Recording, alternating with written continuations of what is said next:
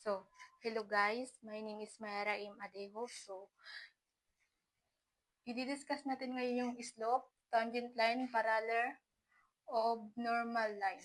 So, for example, find the equation of the tangent line to parallel at a point 2, 3. So,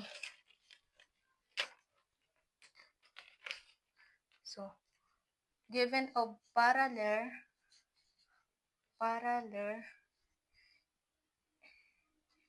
equals y x squared minus 5x plus 5.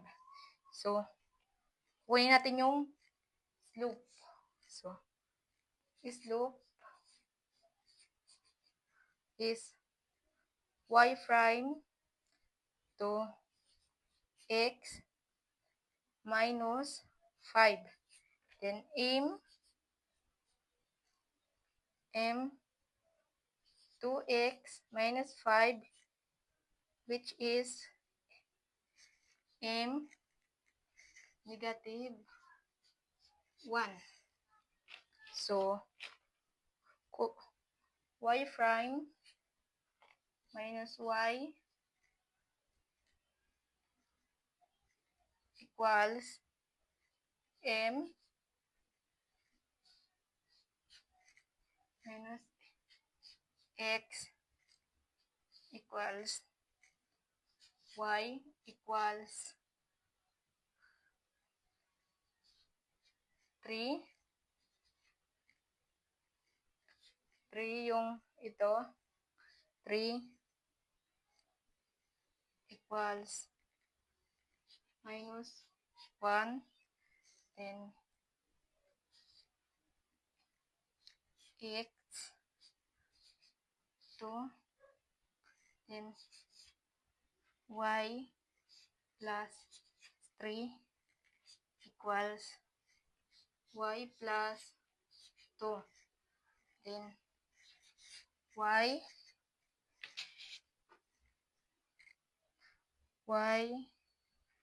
equals y plus 2 minus 3. So, y equals x minus 1. So, kukunin natin yung normal line. Ito yung sawit niya. Y minus 3 equals 1 over x minus 2. Then, y equals y 2. Then, 3. Y equals x minus 5. So, ito na. X minus 5 equals, ito yung final answer. So, ito yung slope. Yung ng slope. Then, ito yung ng tangent line.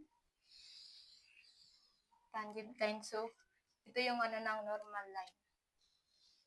Ito. Yan. So, i-discuss ko siya kung paano nakuha. So, kukunin natin yung slope. 2x minus 5, yung 2x minus 5, so, magiging 1. So, 1 na lang siya. So, pagdating naman sa tangent line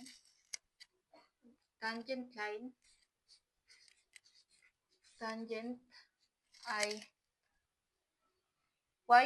y minus y over 1 equals, yung slope natin ay x substitute of x, y minus negative 3, ito, then equals x negative 1.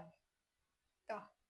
Then, yung x2 naman, x2, x minus 2, y plus 3 equals x plus 2, y equals x plus 2, y equals negative x, then negative 1. So, ito yung final answer ng tangent line. So, ito naman yung sa normal line. At ito naman yung kanyang slope. Ito. Yung slope.